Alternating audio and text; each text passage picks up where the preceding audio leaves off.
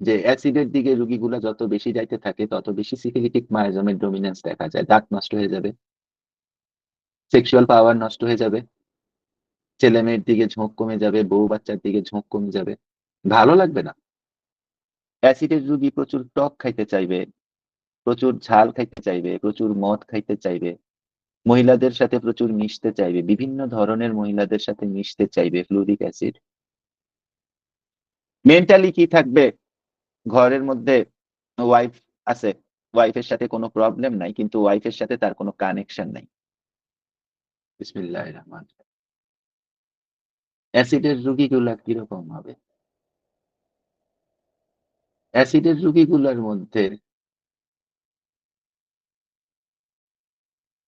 অ্যাসিডের রোগীগুলোর মধ্যে যেটা সবচেয়ে বেশি পরিমাণ ইম্পর্টেন্ট জিনিস থাকবে, সেটা হচ্ছে অ্যাসিডের রোগীগুলা নাক্সের রোগীগুলার মতো হয়, বা ধরেন অরামের রোগীগুলার মতো হয়। এরা জীবনের প্রথম দিকে এরা প্রচুর কাজ করতে পারে, কিন্তু যত দিন সময় যায় তত এদের শারীরিক শক্তি, মানসিক শক্তিটা কমে যায়, মেন্টাল পাওয়ারটা কমে যায়। এই কারণে অ্যাসিড ফসের রোগীরা সাধারণত যেটা হয়, অ্যাসিড গ্রুপের রোগীরা সাধারণত যেটা হয়, এরা বলে যে আসলে আমি কাজ করতে করতে আমি পাগল হয়ে যাচ্ছি, এবং কাজ করতে করতে এখন আর আমার শরীরে তেমন কোনো শক্তি নাই। এইটা অ্যাসিডের রোগীদের মধ্যে পাইতেই হবে। বা একটা ডিবিলিটেটেড স্টেট, একটা এমন একটা স্টেট যে স্টেটের মধ্যে তার প্রোগ্রেসিভ ডিক্লাইন হচ্ছে। প্রোগ্রেসিভ ডিক্লাইন মানে কি? আগে 18 ঘন্টা কাজ করতে পারতো, এখন 11 ঘন্টা কিছুদিন পরে 6 ঘন্টা পারবে কিনা সন্দেহ আছে, তারপরে 5 ঘন্টা, 4 ঘন্টা, এইভাবে রুগীটা আস্তে আস্তে বসে যাবে, এবং তার সবকিছু, তার রেস্ট থেকে, ওয়ার্ক থেকে, সেক্সুয়াল লাইফ থেকে, জীবনের সমস্ত জায়গায় এই জিনিসটা আসবে, সে বার্ন আউট হয়ে যাবে। বার্ন আউট মানে হচ্ছে তার এনার্জি শেষ হয়ে যাবে, mental energy, physical energy, emotional energy শেষ হয়ে যাবে। ঠিক আছে। সেকেন্ড জিনিস হচ্ছে অ্যাসিডের আরেকটা সেকেন্ড থিম হচ্ছে যেটা, এটা হচ্ছে যে ডায়রিয়া হয়েছে 2 দিন, রুগী ভুগতেছে 15 দিন। 2 দিন ডায়রিয়া হয়েছে, রুগী ডায়রিয়া শেষ হয়ে গেছে, এরপরে রুগী 15 দিন ধরে রুগী বিছানায় পড়ে আছে, রুগী উঠতে পারে না, বসতে পারে না, কাজ করতে যাইতে পারে না। আউট অফ দা প্রপোর্শন তার অসুস্থতা হয়, যতটুকু হওয়ার কথা তার চেয়ে অনেক বেশি হয়।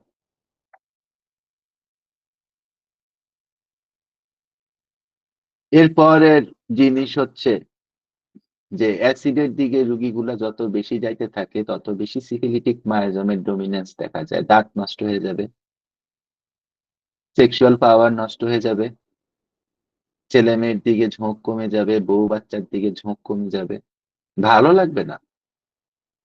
অ্যাসিডের রোগীরা শুয়ে থাকতে চায়, শুইলে আবার বাড়ে, ডিস্ট্রাকশন শুরু হবে, হয়তো ছোট কইরা একটু ইয়া হইছে, এটার নাম কি, একটু প্রোস্টেট বাড়ছে, ওইখান থেকে ক্যান্সার ম্যান্সার হইয়া সিটিসান অবস্থা।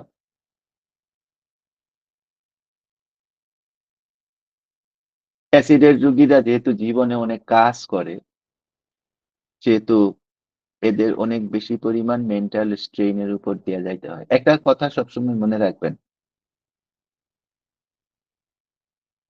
যারা ব্রেইন ওয়ার্ক করে না,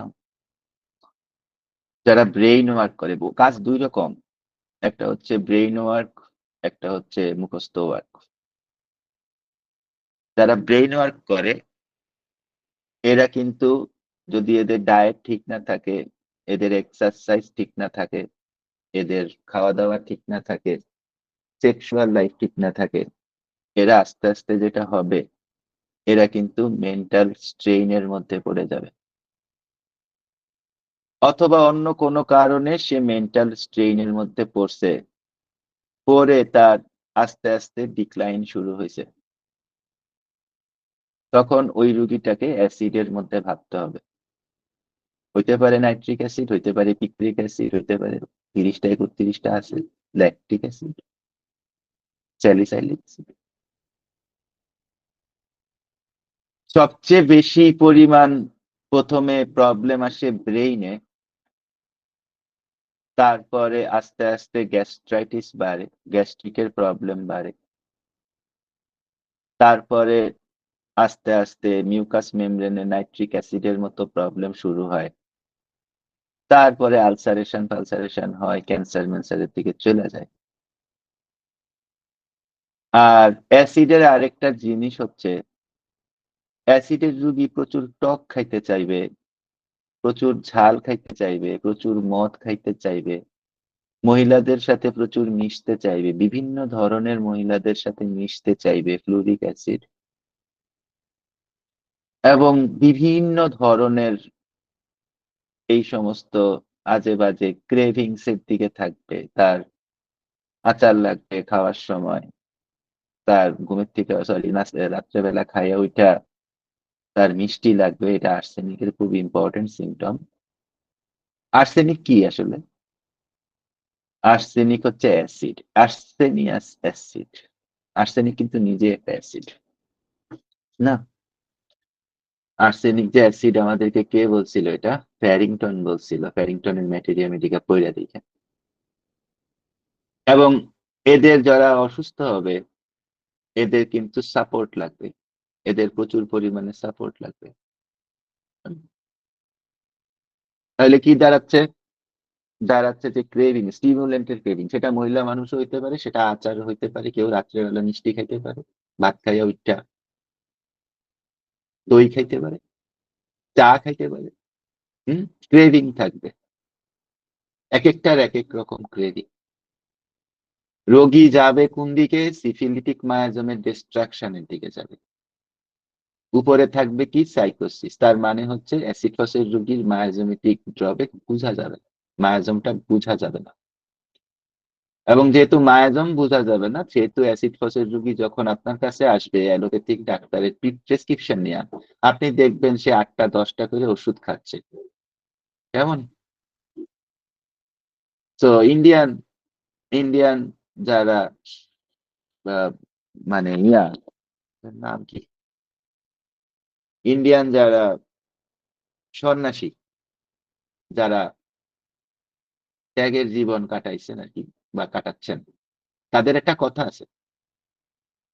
কথা হচ্ছে যে তুমি কয়টা ওষুধ খাও আর তুমি কয় তালা হাট সিঁড়ি দিয়ে উঠতে পারো, এটা দেখে আমি বলে দিতে পারবো তুমি কতদিন বাঁচবা।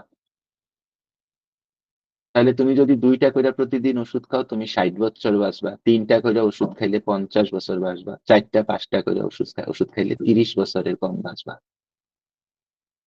আর তুমি যদি একসাথে 6 তালা উঠতে পারো, তাইলে তুমি 70-80 বছর বাঁচবা। তুমি যদি 4 তালা উঠতে পারো, তাইলে 50 বছর বাঁচবা। তুমি যদি 3 তালা একসাথে উঠতে পারো, তাহলে তুমি 20 বছর বাঁচবা, ভালোভাবে বাঁচবা। এরপরে তুমি টুস করে একদিন মরে যাবা। না, এটা ইন্ডিয়ান, এটা খুব ইম্পর্টেন্ট কথা। হুম। তো অ্যাসিড ফসের ব্যাপার হচ্ছে, অ্যাসিড ফস যখন আপনার কাছে আসবে, যেহেতু সাইকোসিস এবং সিফিলিস, অ্যাসিড ফস না সরি, অ্যাসিড গ্রুপ, বারবার ভুল হচ্ছে, আমি সরি। সাইকোসিস এবং সিফিলিস একসাথে কম্বাইন করে আসবে, তো তোর অ্যালোপ্যাথিক ডাক্তার অনেক ওষুধ দিয়ে রাখবে, 4-5টা ওষুধ আপনার দিয়ে রাখবে। ঠিক আছে? তাহলে ডিজেনারেশন থাকবে তার প্রবলেমে, আলসার, গ্যাস্ট্রিক আলসার থাকবে। গ্যাস্ট্রিক আলসারের জন্য কি হচ্ছে? পাইলোরাস আস্তে আস্তে নষ্ট হয়ে যাচ্ছে, পাইলোরিক আলসার থেকে পাইলোরাস নষ্ট হয়ে যাচ্ছে। তারপরে কি হবে? তারপরে পাইলোরাসের মধ্যে ক্যান্সার হবে, তাই না? যদি আপনি এই সাইকোটিক এবং সিফিলিটিক চেইন যদি আপনি ঠিক করতে না পারেন। এটা হচ্ছে অ্যাসিড গ্রুপের কথা। এর মেন্টাল থিমস কি? এর মেন্টাল থিম হচ্ছে মূলত প্রথম যেই জিনিসটা অ্যাসিডে ভাবতে হয় যে সাইকোসিস প্রমিনেন্ট থাকবে না, সাইকোসিস প্রমিনেন্ট কাদের মধ্যে থাকে, সরি, সাইকোসিস প্রমিনেন্ট থাকলে কি হয়, অ্যাসিডের মধ্যে তো সাইকোসিস প্রমিনেন্ট থাকে, সাইকোসিস প্রমিনেন্ট থাকলে অনেক বেশি সেক্সুয়াল হয় মানুষ। কেমন? সেক্স মানুষের অনেক বড় মার্কার, কিন্তু সাইকোসিস প্রমিনেন্ট থাকলে সেক্সুয়াল হয় অনেক বেশি মানুষ। এবং তারপরে কি হয়, সাইকোসিস প্রমিনেন্ট থাকলে কি হয়, সাইকোসিস প্রমিনেন্ট থাকলে তার যেই রোগ আছে সেটা তাকে ডিস্টার্ব করে না, কিন্তু সেই রোগটা যায় না। সাইকোসিস প্রমিনেন্ট থাকলে কি হয়, তারপরে সে আস্তে আস্তে কি হয়, এই ভুলা যায়। সাইকোসিস প্রমিনেন্ট থাকলে কি হয়, সে তিনটা কথা সাজাইয়া একটা কথা বলবে, এটা সে করতে পারে না। ঠিক আছে? সাইকোসিস প্রমিনেন্ট থাকলে কি হয়, সে ভালোভাবে চিন্তা করতে পারে না। হ্যাঁ? এগুলো হচ্ছে সাইকোসিস প্রমিনেন্ট থাকার লক্ষণ। এবং এগুলো সবগুলাই অ্যাসিডের মধ্যে থাকবে। ফ্রম দা ফার্স্ট কনসালটেশন আপনি এই জিনিসগুলা পাবেন। ঠিক আছে? মেন্টালি কি থাকবে, ঘরের মধ্যে ওয়াইফ আছে, ওয়াইফের সাথে কোনো প্রবলেম নাই, কিন্তু ওয়াইফের সাথে তার কোনো কানেকশন নাই। ঘরের মধ্যে বাচ্চা আছে, বাচ্চার সাথে তার কোনো প্রবলেম নাই, বাচ্চাগুলা তারই, কিন্তু এটার সাথে তার কোনো কানেকশন নাই। এটাকে আমরা বলি অ্যাপ্যাথি। ঠিক আছে? কানেকশন নাই। মানে সে এগুলা নিয়া ওই ভাড়া লাগতেছে, বাজার লাগতেছে, সেগুলা দিতেছে। কিন্তু এগুলা নিয়ে অত বেশি বাচ্চাটা কি পাস করতেছে না ভালো করতেছে, না লাফাঙ্গাবাজ হইছে, ওয়াইফের কি অবস্থা, ওয়াইফের ডাক্তারের কাছে কবে নিয়ে যাওয়া দরকার, এগুলো সে দেখতেছে না, এগুলাতে সে তাকাচ্ছে না। তাকাচ্ছে এই কারণে না যে তার অনেক বেশি পরিমাণ পয়সা খরচ হবে বা সে ওয়াইফকে পছন্দ করে না। এই কারণে সে তাকাচ্ছে না, না ব্যাপারটা এইরকম না। তাকাচ্ছে না এই কারণে, কারণ হচ্ছে এগুলা তাকাইতে তার ভালো লাগে না। অ্যাপ্যাথি আছে। এবং সে যতই অ্যাসিডের দিকে যাইতে থাকবে, তত কি থাকবে, তত বেশি সে কি হবে, সে ডাল হয়ে যাবে। সে বুঝতে পারবে না তার কি করতে হবে। ঠিক আছে? হুম। এবং অ্যাসিড গ্রুপের রুগীদের আরেকটা বড় জিনিস হচ্ছে যে তারা যেটা করে, আ তারা যেটা করে সেটা হচ্ছে যে তারা বয়স হচ্ছে তার ৪০, কিন্তু তার কাছে মনে হয় যে তার বয়স হচ্ছে ৬০।